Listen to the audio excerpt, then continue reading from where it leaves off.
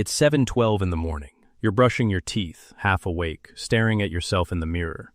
And just behind you, in the doorway, your dog is sitting. Not barking, not moving, just watching. You walk to the kitchen, they follow. You sit down, they sit next to you. You get up again, and there they are, right behind your legs, like a shadow you can't turn off. By the time you notice it, it feels almost strange. Because no matter where you go, they go too. Most people think it's simple. They assume your dog is just being clingy, maybe bored. Maybe they just want food, attention, or affection. But the truth is, what your dog is doing has almost nothing to do with neediness, and everything to do with something much deeper. Because behavioral science suggests that when your dog refuses to leave your side, you're not just being followed, you're being chosen. But here's where it gets interesting. Because if this was just about attention, your dog wouldn't follow you everywhere. They'd follow whoever feeds them the most, whoever plays the most, whoever gives them the most treats. But that's not what happens, is it? There's usually one person they track, one person they wait for, one person they orient their entire behavior around, and it's not random. Now think about this. If you suddenly stand up and walk into another room, your dog doesn't just react to your movement. They anticipate it. Sometimes they're already up before you even take the first step, which raises a strange question. How does your dog know what you're about to do before you do it? Researchers at the Max Planck Institute for Animal Behavior studied this exact phenomenon, how closely domestic dogs track human movement and intention. What they found was unsettling. Dogs don't just respond to actions, they respond to micro-signals, tiny shifts in posture, eye direction, muscle tension, breathing changes, signals so small you don't even realize you're giving them. Your dog is constantly reading you, not casually, obsessively. But here's the problem. If your dog is constantly reading you, why do they need to stay physically close? Why not just observe from across the room? Why follow you into every space, even when nothing is happening? This is where psychology comes in. In attachment theory, the same framework used to understand how human infants bond with their parents, there's a concept called proximity seeking. It's the most basic behavior of a securely attached being. When you feel safe with someone, you stay close to them, not because you need something, but because your brain has identified them as your secure base. And when researchers adapted human attachment tests for dogs, most notably at Haute-Lauren University, they discovered something almost unbelievable. Dogs form attachment bonds with humans that are functionally identical to the bond between a baby and its mother. The same patterns, the same behaviors, the same emotional responses, including following. Your dog isn't just moving with you, they're regulating themselves through you. But here's where it gets deeper, because this isn't just behavior, it's chemistry. In a 2015 study from Azabu University, researchers measured oxytocin levels, the bonding hormone, in both dogs and their owners. What they found was extraordinary. When a dog looks at you and you look back, both of your brains release oxytocin at the same time, across species. And then something even stranger happens. That oxytocin makes your dog want to stay near you even more, which increases eye contact, which releases more oxytocin, which strengthens the bond.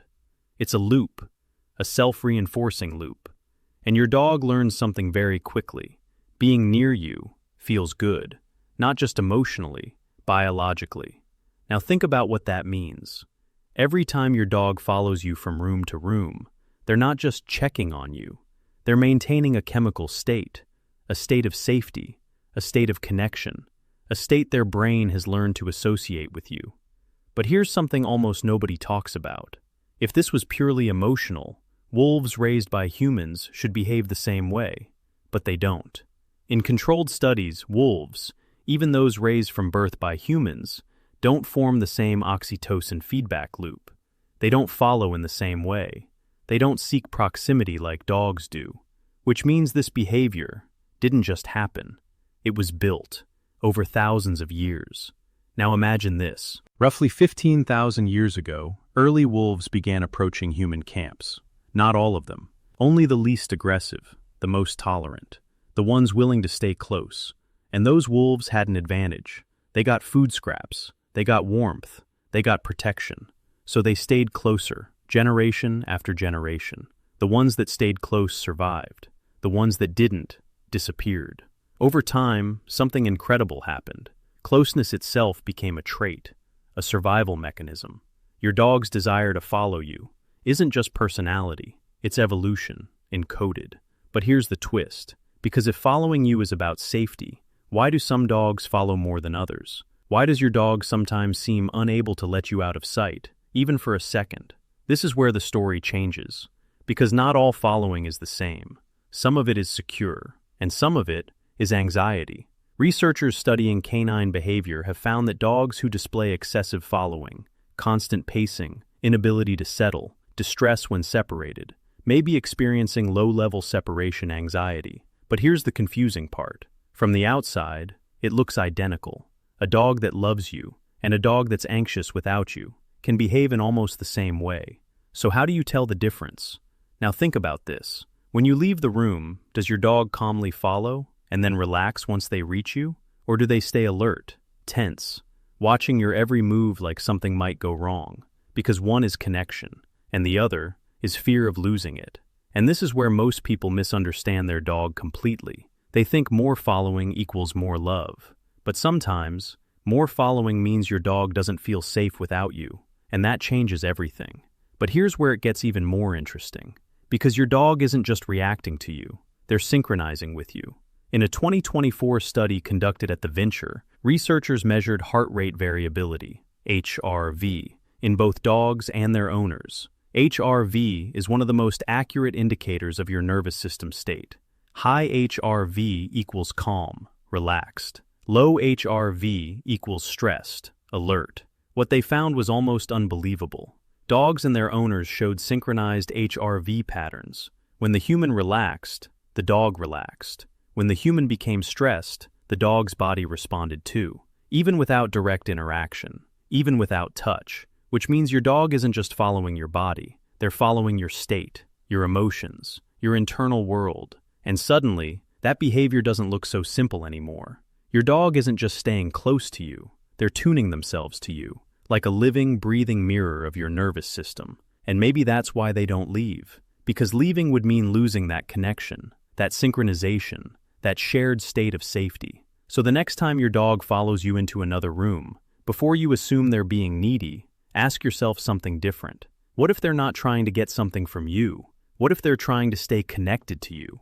What if, in their world, you are the safest place they know, and staying near you is the only way to keep that feeling alive? Because from their perspective, you're not just a person walking through a house. You're the center of their environment, their anchor, their constant, their safe place. And honestly, when you look at it that way, it doesn't feel like they won't leave you alone. It feels like they simply don't want to lose you. And if you think that's surprising, wait until you see what it actually means when your dog just sits there, staring at you.